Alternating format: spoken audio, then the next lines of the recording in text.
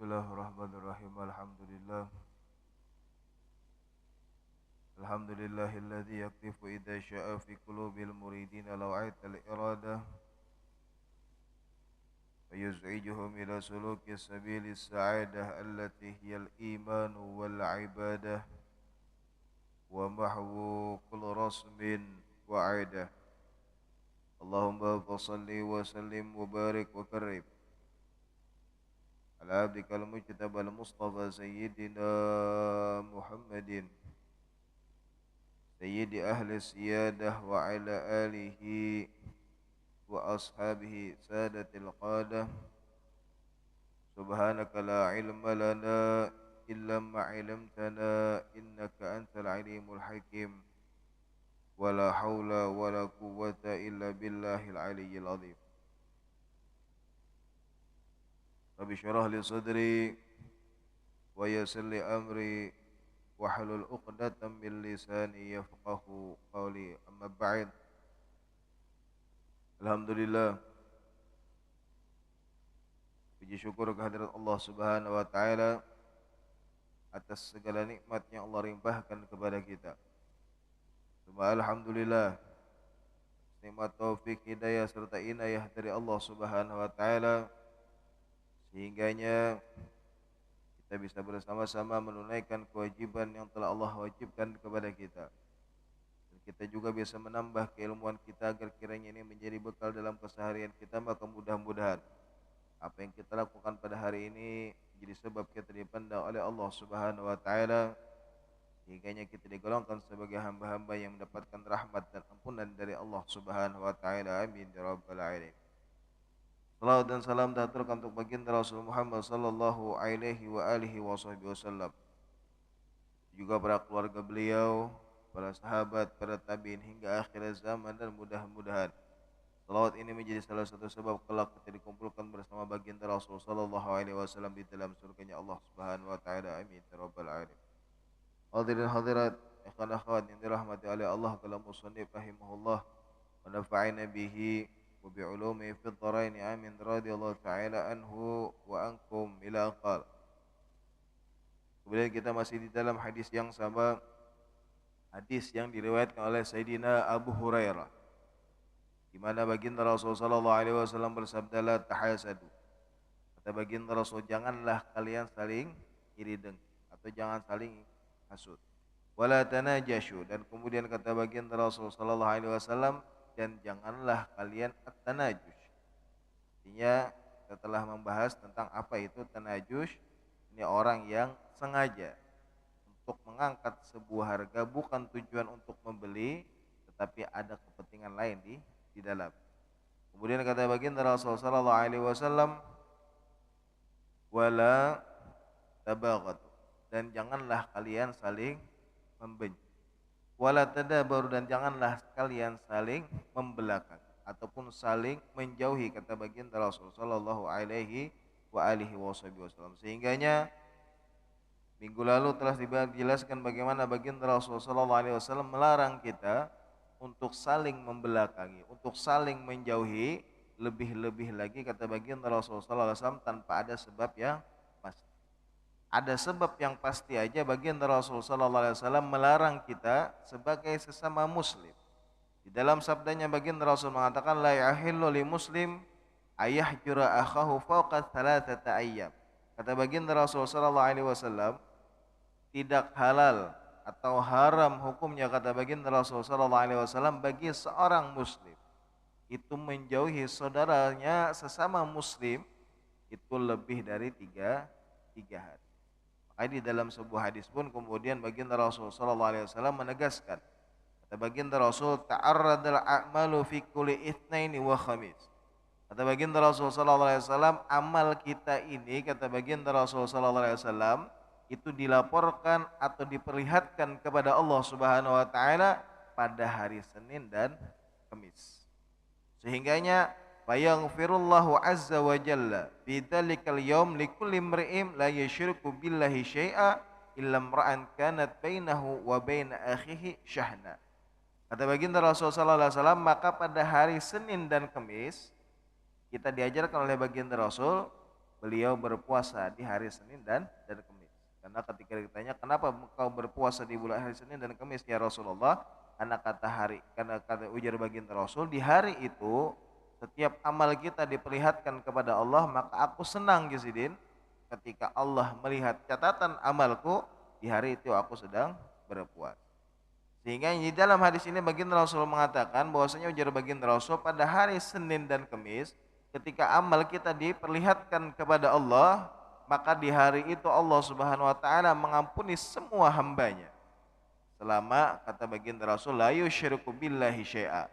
Selama hamba-hambanya kata baginda Rasul itu kada menyekutukan Allah. Kecuali kata baginda Rasul sallallahu alaihi wasallam, kecuali ada beberapa orang yang tidak diampuni oleh Allah Subhanahu wa taala. Siapakah mereka? Maka kata baginda Rasul sallallahu alaihi wasallam, ilam ra'an kanat bainahu wa baina akhihi syahana. Ini yang kada diampuni di antaranya ujar baginda Rasul adalah mereka yang sesama saudara, sesama muslim. Apalagi ibaratnya saudara yang memang ada hubungan darah. Sesama muslim aja ujar baginda Rasul yang di dalam hatinya ada syahna. Ini ada permusuhan atau ujar kita tuh ada betaguran lah, atau misalnya di dalam hatinya nih ada sedikit yang mengganjal lah sesama muslim, lalu kada diselesaikan ujar baginda Rasulullah SAW, lalu saling berjauhan, ada betaguran ujar baginda Rasul, maka dua orang ini ujar baginda Rasulullah SAW yang seharusnya mendapatkan ampunan dari Allah, tapi karena di dalam hatinya ada syahna, maka dua orang ini ataupun lebih ujar baginda Rasulullah SAW itu kadang mendapatkan ampunan dari Allah Subhanahu wa taala. Kata ujar baginda Rasul sallallahu alaihi wasallam. Makanya ini kemudian diperingatkan oleh baginda Rasul, jangan sampai kemudian ada di dalam hati kita yang namanya saling benci, saling membelakangi dan segala macam saling menjauhi, karena itu bisa menjadi sebab kita kada diampuni oleh Allah Subhanahu wa taala. Naudzubillah tsumma naudzubillah. Kemudian baginda Rasulullah SAW melanjutkan sabda beliau. Kata baginda Rasulullah SAW, wala yabi' ba'dukum ala bai'i ba'd. Dan kemudian kata baginda Rasulullah sallallahu alaihi wasallam, dan janganlah kata baginda Rasul kalian menjual atau berdagang atau berjualan di atas jualan saudara-saudaranya. Ini ujar para ulama menjelaskan masalah ini. Maksudnya ya ba'dukum ala bai'i ba'd. Jadi misalnya nih ada si A misalnya sama-sama berjualan, si A lawan si B ini misalnya berjualan baju, kemudian tokonya bersebelahan, lalu kemudian datang satu orang yang hendak menukar baju tadi ke toko si A tadi. Nah, lagi ibaratnya tawar menawar, ibarat lagi lagi transaksi lah, lagi berjualan, ibarat lagi tawar menawar segala macam. Lalu si B yang di toko sebelah ini datang ke si toko A.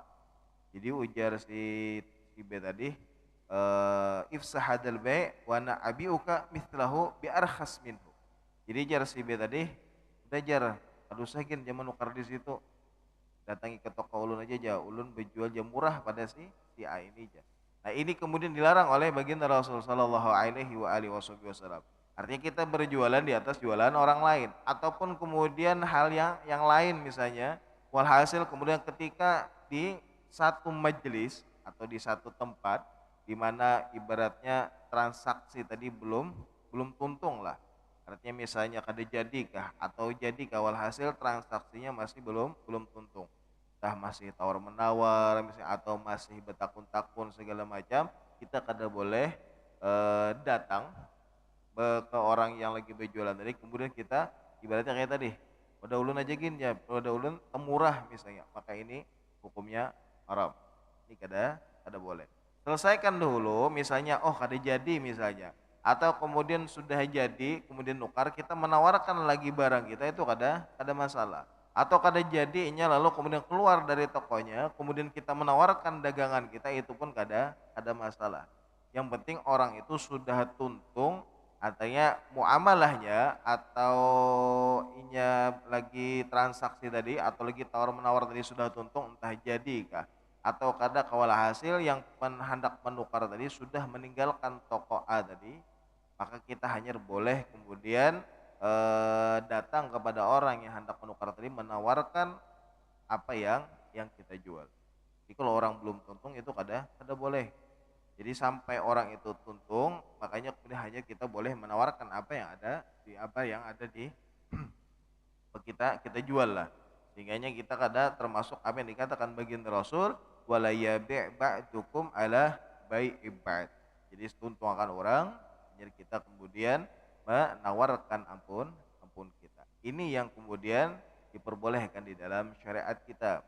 Kalau kita menjual di atas orang yang berjual-jual, maka itu hukumnya kata para ulama an-nahyu lit-tahrim, maka itu larangan yang hukumnya haram, kata para ulama menjelaskan tentang sabda baginda Rasul sallallahu alaihi wa alihi wasallam. Karena mau kata para ulama setelah itu pasti ada yang namanya tabaghut.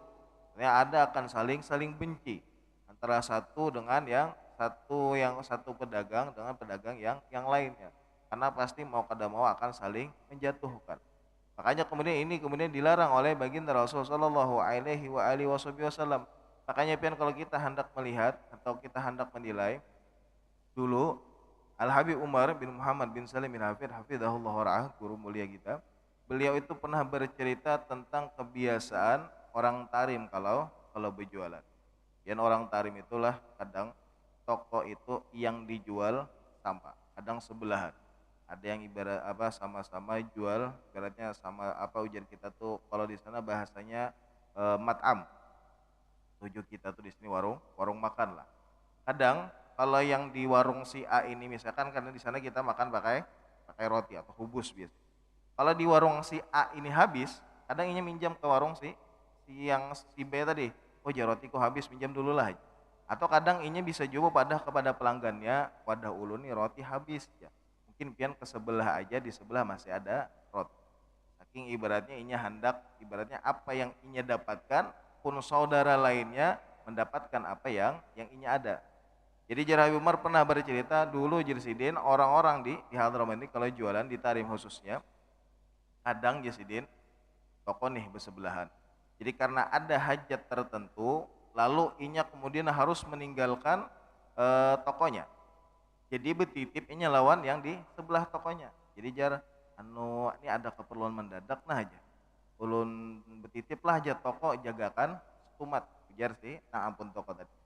Lalu kemudian dititipakannya ke orang sebelah. Jadi setelah dititipakan lalu datang pelanggan yang hendak bertukar ke toko si yang dititipi tadi karena di sebelah orangnya kededa. Lalu ujar nang yang toko dititipi tadi jualannya sama. Jadi pian hakun lah aja menukar di toko sebelah aja. Soalnya orang toko sebelah tadi itu ada hajatnya harus beli kemudian tokonya dititipkan ke ulun.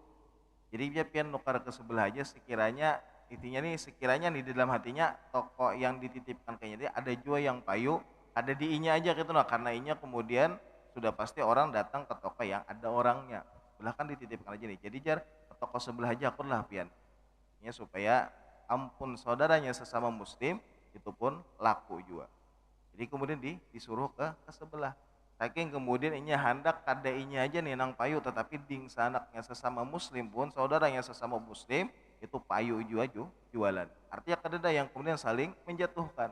Makanya ini sesuai sabda baginda Rasulullah SAW di mana baginda Rasul mengatakan la yu'minu ahadukum hatta yuhibba li akhihi ma yuhibbu li nafsi.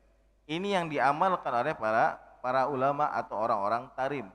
Jadi orang yang berjualan aja mengamalkan hadis baginda Rasul bahwasanya tak sempurna keimanan kalian kata baginda Rasul sallallahu alaihi wasallam sampai kalian itu ingin ibaratnya saudara kalian sama muslim lainnya mendapatkan sesuai apa yang kalian ketujui. Kita nih ketujuh ibaratnya dagangan kita laris, payu segala macam. Jadi kada kehendak itu kada hagasan aja. Pun saudaranya sesama muslim inya hendak juga supaya saudara sesama muslimnya payu juga kemudian laku jualnya segala macam nih sekiranya kadainya aja yang merasakan tapi saudara sesama muslimnya pun merasakan hal yang sama itu ujar Habib Umar kebiasaan orang-orang Tarim Jadi KDI-nya aja nih, tetapi saudaranya pun kemudian hendak supaya payu juga. Bukan justru sebaliknya sebagaimana sabda baginda Rasul yang kemudian saling menjatuhkan menjadi baginda Rasul atau kemudian saling berduduhuluan menjuali segalanya kada, tetapi bagaimana ia saling kemudian supaya saudara lainnya pun merasakan hal yang sekiranya ia senang. Kita ketujuh beratnya pun kita laris manis pun kita seharusnya ada keinginan lah supaya saudara kita sesama muslimnya laris juga, atau kita hendak kayak ini yang bagus dapatnya, maka kita hendak supaya saudara kita sesama muslimnya pun mendapatkan hal yang bagus, sehingganya ketika ini dibangun kata baginda Rasulullah SAW, maka akan timbul yang namanya saling mengasihi sesama muslim. Makanya baginda Rasulullah SAW melanjutkan sabda beliau, kata baginda Rasul, wa kunu ibadallahi ikhwana, dan jadilah kalian wahai hamba-hamba Allah ini sebagai mereka yang saling bersaudara. Artinya ikhwan, artinya saling bersaudara. Artinya kita nih lawan ding sana kita kayak apa? Pasti kita ibaratnya lawan ding sana tuh hendak memberikan yang baik ke di sana kita kan. Saudara kita nih, artinya kayak kita memberikan yang terbaik ke di sana kita. Apa yang sekiranya kita rasakan yang nyaman pun di sana kita merasakan yang nyaman juga. Yang sekiranya kita merasakan dari yang sakit, yang kada nyaman, kita hendaknya supaya saudara kita yang muslim lainnya pun kada mendapatkan hal yang sama. Maka itulah yang dikatakan kata baginda Rasulullah SAW, bakunu ibadallahi ikhwana, dan jadilah kalian sesama hambanya Allah ini sebagai saudara. Makanya lihatlah baginda Rasulullah SAW kayak apa baginda Rasul mengajarkan para sahabat ketika baginda Rasul hijrah bersama kaum muslimin dari kota Makkah ke Madinah, baginda Rasul sallallahu alaihi wasallam mempersaudarakan antara kaum muhajirin dengan kaum ansor. Artinya orang-orang Makkah itu dipersaudarakan oleh baginda Rasul dengan orang-orang Madinah. Sehingganya timbullah yang namanya persaudaraan antara orang Makkah dan Madinah. Lihat bagaimana para sahabat yang berasal dari kaum Ansor, orang-orang Madinah, yang ketika dipersaudarakan baginda Rasul SAW, ketika mereka ada yang diisi rumah dua dibagi. Aku ada rumah dua aja, aku satu, ikam satu. Kemudian aku ada diisi toko aja, misalnya ikam bisa untuk kesan pedagang dan segala macam, sehingganya mereka benar-benar membangun yang namanya saudara sesama muslim itu layaknya saudarakan. Karena itu yang diajarkan oleh baginda Rasul SAW, yang diperintahkan oleh baginda Rasul, wa kunu ibadallahi ikhwana, jadilah kalian sesama hamba Allah ini sebagai saudara, bukan sebagai sesama musuh. Ini baginda Rasulullah SAW mengajarkan kepada kita agar kita yang sesama muslim, agar kita kemudian saling mengasihi, saling mencintai, dan kemudian saling menolong, agar itu kemudian kelak menjadi saksi di hadapan Allah Subhanahu wa taala. Al muslim akhul muslim, kata baginda Rasul sallallahu alaihi wasallam. Yang namanya muslim itu, ujar baginda Rasul, adalah saudara bagi muslim yang lain. La yadlimuhu, kata baginda Rasul sallallahu alaihi wasallam. Lanjutkan sabda beliau, kata baginda Rasul, la yadlimuhu, artinya saudara sesama muslim itu kada saling menzalimi. La yadlimuhu, kalimat jangan sampai menzalimi. Karena kita ini, ujar baginda Rasul, kata kita ini jangankan ibaratnya saling menzalimi, kita ada niat aja gini sudah inilah, ada niat hendak zalim aja itu sudah Allah ambil keberkahan dari apa yang hendak kita kerjakan. Karena disebutkan di dalam sebuah kisah dulu ada seorang raja yang dikenal memiliki keadilan yang luar biasa. Artinya raja ini bukan raja yang zalim, pemimpin yang baik, pemimpin yang adil, pemimpin yang bagus di zamannya. Ketika itu si raja ini suatu hari inya hendak keluar dari kerajaannya, artinya melihat keadaan rakyatnya. Ya, lalu kemudian menyamarlah raja ini, artinya pakai pakaian kerajaan.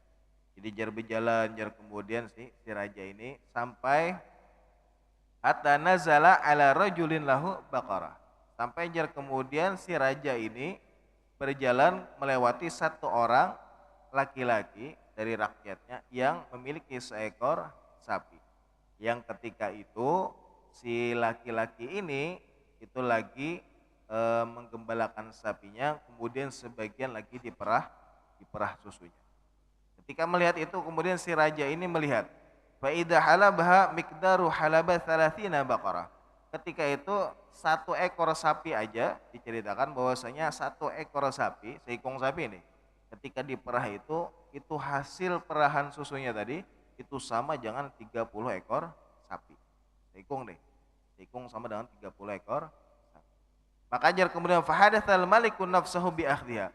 Maka melihat itu si raja nih, melihat yang hasil perahan susu tadi, artinya saking banyaknya nih hasilnya, mungkin jar digembalakan di tempat yang mungkin rumputnya bagus, kemudian banyunya bersih dan segala macam nih. Jadi sehingganya di dalam hati raja ini ibaratnya bepandir di dalam hati, oh ya bisa nih ujar raja hendak entah itu dimanfaatkan atau diambil sapinya, sehingganya susunya akan menghasilkan lebih banyak kemudian dibawa ke kerajaan. Hanya sekedar ibaratnya terbersit di dalam pikiran dan hati raja.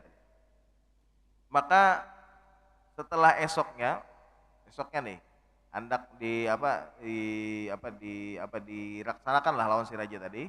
Ketika datang lagi ke tempat gembalaan yang laki-laki tadi, yang bisnis sapi tadi, ketika dilihat, ketika diperah susunya tadi ternyata hanya dapat setengahnya.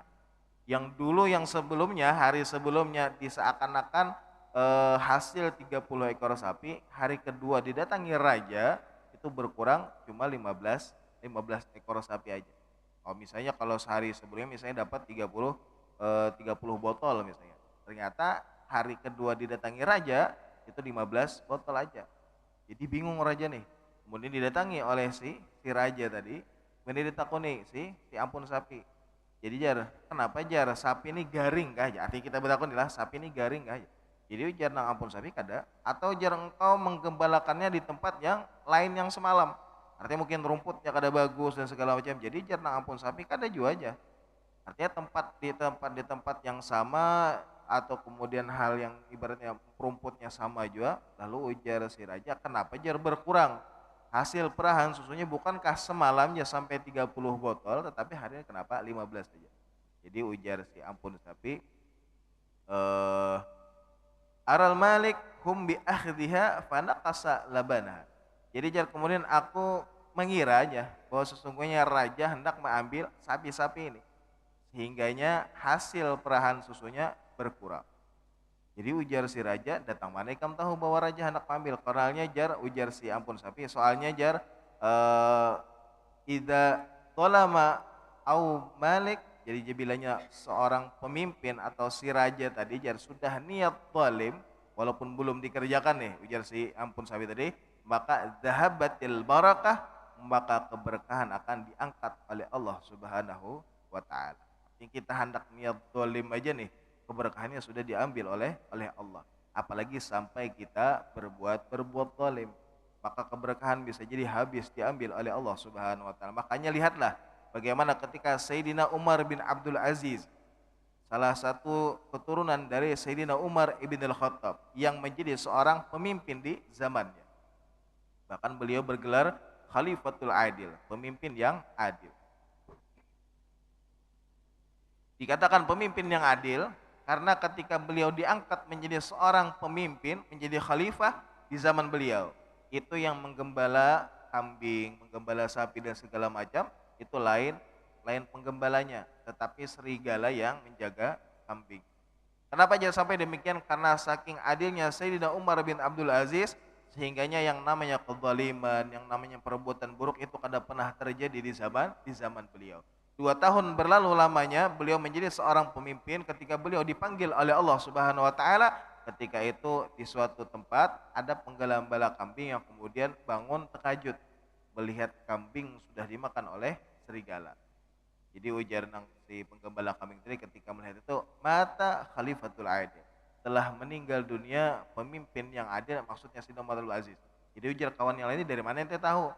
Soalnya jar dulu ketika beliau menjadi pemimpin yang adil, maka serigala pun kada memakan kepada domba. Ketika beliau meninggal, lihatlah domba sudah mulai dimakan oleh serigala. Maka ketahuilah hilang sudah yang namanya keadilan.